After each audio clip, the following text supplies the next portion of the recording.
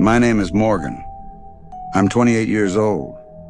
I've been a truck driver for 10 years. I wouldn't be lying if I said my life has been on the road.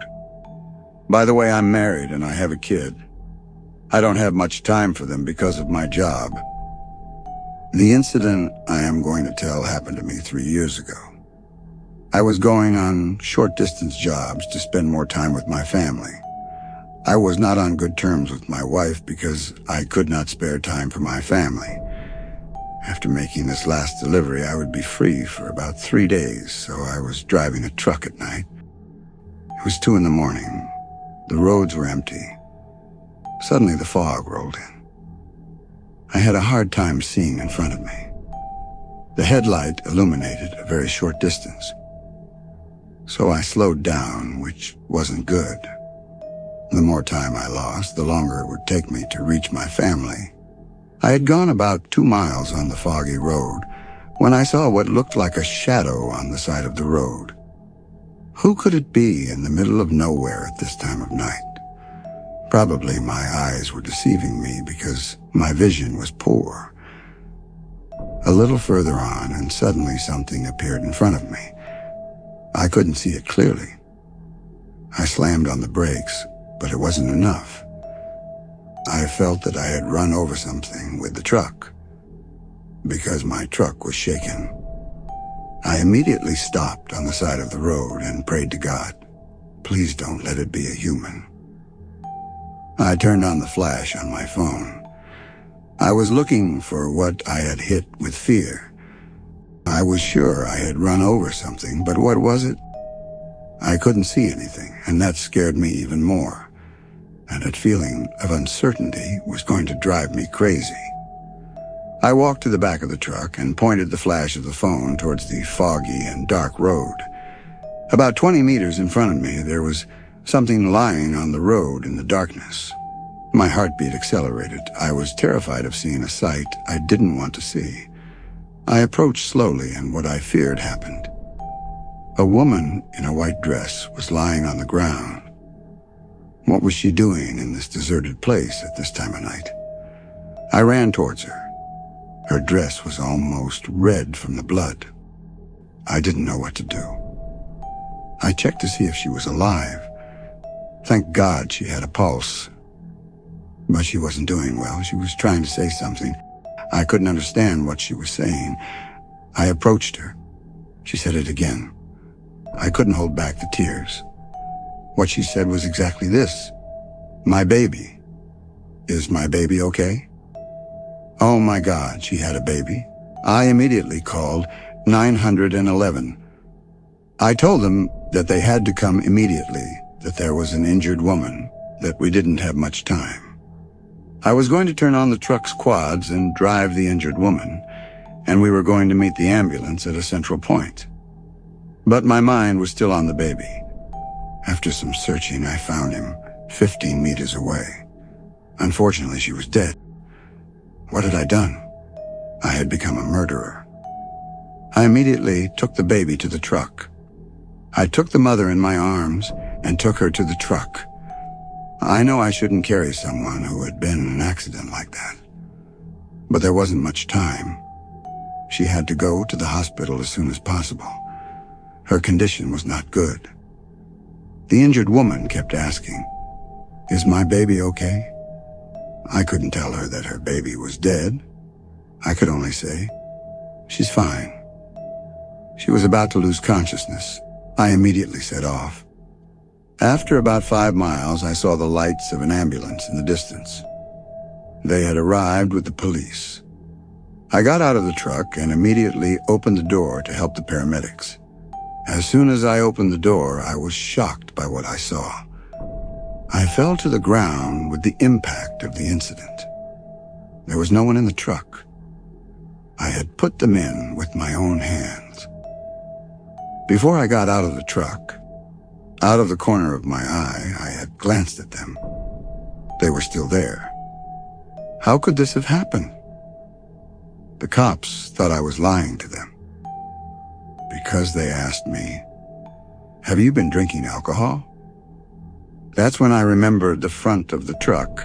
I said, I'm not lying. Look at the front of the truck. You will see traces of blood there. When the cops and I looked at the front of the truck, there was nothing. I was about to lose my mind. We went to the hospital with the cops. They took a blood test from me. It was clean. Then they released me. I couldn't get over the shock of the incident. I went home and hugged my wife and child. I was trying hard not to cry. I wanted time to stop at that moment. 2 weeks had passed since the incident. I couldn't forget what I had seen. I did a search on the internet. What I saw shocked me even more. There was a news article from 5 years ago, right where I hit that woman. The woman's car broke down on that road, and she tried to stop a passing truck so that her baby wouldn't get cold. But the truck driver hadn't seen them and had hit the mother and her baby. They both had died on the spot. What was even more terrifying was that the woman I saw in the news was the woman I hit. Even though her photo was blurry, I recognized her outfit. So how did I see someone who had died 5 years ago? I'm a truck driver.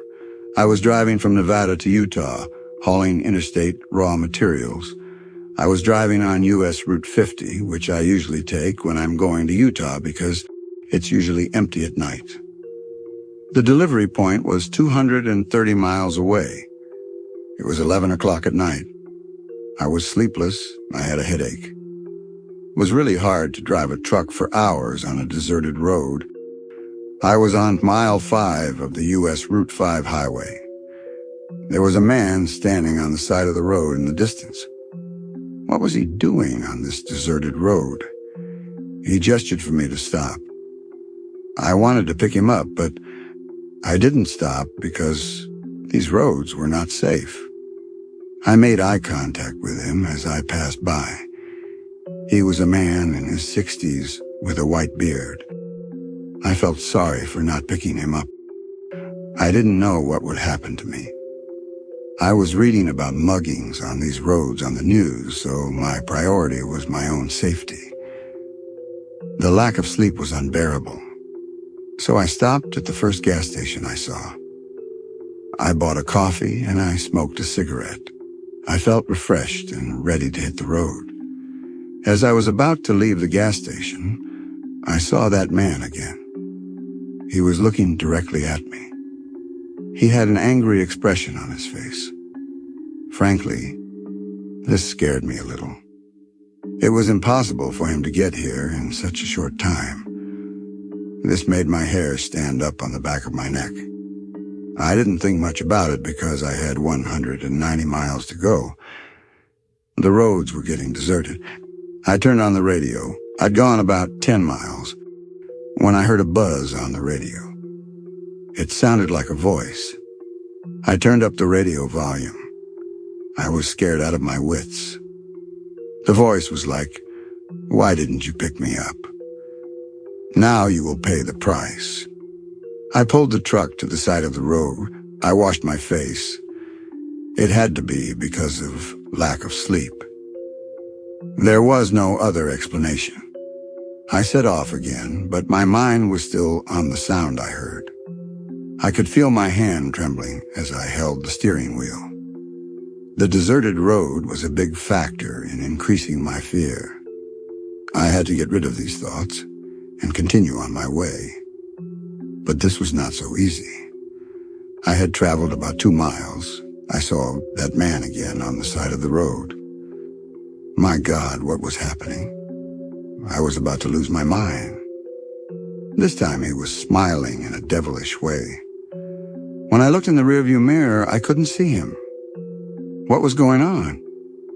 What was this thing I was going through? I couldn't find a logical explanation. For half an hour, everything was normal. Just when I thought I had escaped, I suddenly saw someone sitting next to me. I slammed on the brakes very hard. The truck almost ran off the road. With difficulty, I managed to keep the truck on the road. I immediately looked in the front passenger seat in horror. God save my sanity.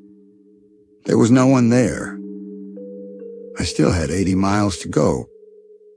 I didn't know what to do. I had no choice but to wait for this damn road to end. This road would end somehow, but would I survive? That was the most important question. I continued on my way in fear. At that moment, a voice echoed inside the truck. "Look at me. Look at me." The moment I turned, I saw him. It was the man I had seen on the road, followed by a terrible laugh. I lost control of the steering wheel out of fear. I hit a tree on the side of the road. I was dizzy. I think I had hit my head too hard.